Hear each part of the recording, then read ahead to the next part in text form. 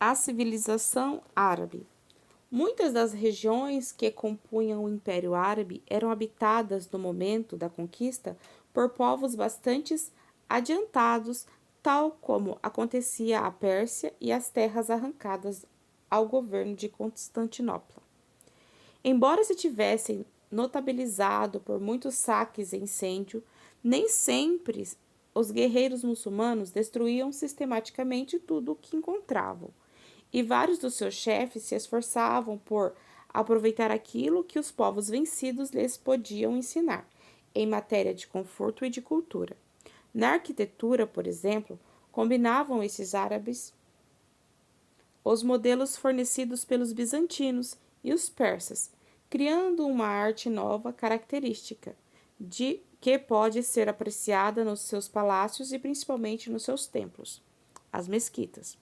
Nos primeiros tempos da sua religião, que nesse ponto imitou a dos hebreus, não lhes permitia pintar nem esculpir figuras de objetos reais, e para ornamentar as paredes dos lugares sagrados ou de suas residências, recorreram às espécies de rabiscos artisticamente dispostos, os arabescos, que constituem criação sua.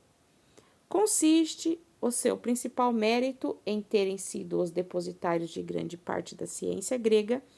Quando entraram na Síria, havia ali uma seita cristã, a dos nestorianos, cujos adeptos estudavam carinhosamente os antigos autores helênicos. Alguns califas, em vez de perseguir esses homens contrários à sua fé, pediram-lhes que traduzissem para o árabe as principais obras gregas de medicina, de matemática, de geografia e mesmo de filosofia. E assim vieram a conhecer e apreciar os livros do filósofo Aristóteles, do médico Galeno, do geógrafo e astrônomo Ptolomeu e de outros autores. Vários sábios árabes comentaram, em tratados valiosos, os pensamentos desses grandes mestres da Grécia, e seus esforços iriam repercutir fortemente no progresso da própria cultura europeia.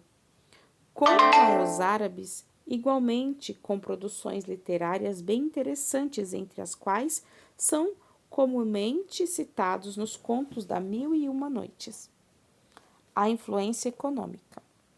Os islamitas apreciavam bastante o luxo e os prazeres materiais, e isso veio nos seus domínios favorecer o comércio que eles próprios praticavam em larga escala.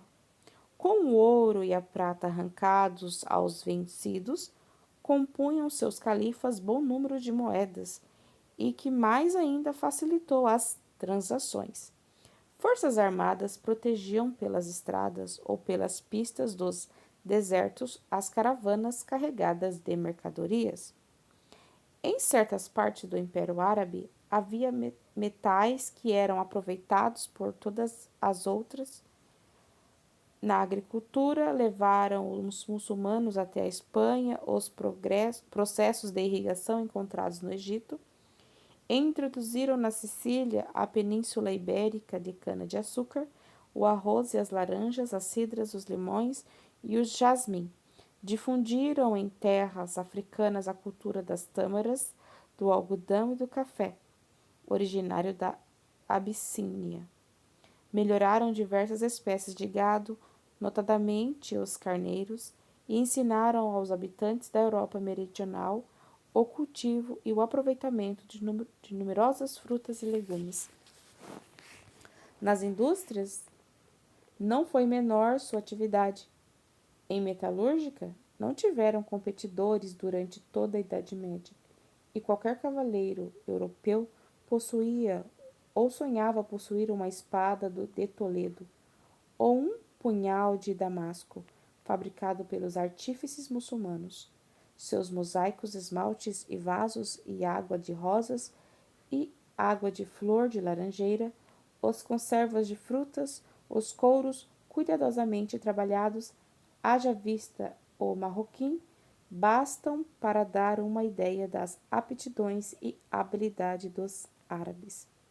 Se a tudo isso acrescentarmos a contribuição dos árabes em matemática, na arte da navegação e em vários outros ramos da inteligência e na atividade humana, seremos forçados a reconhecer que muito concorreram eles para o progresso da cultura, considerado de modo geral.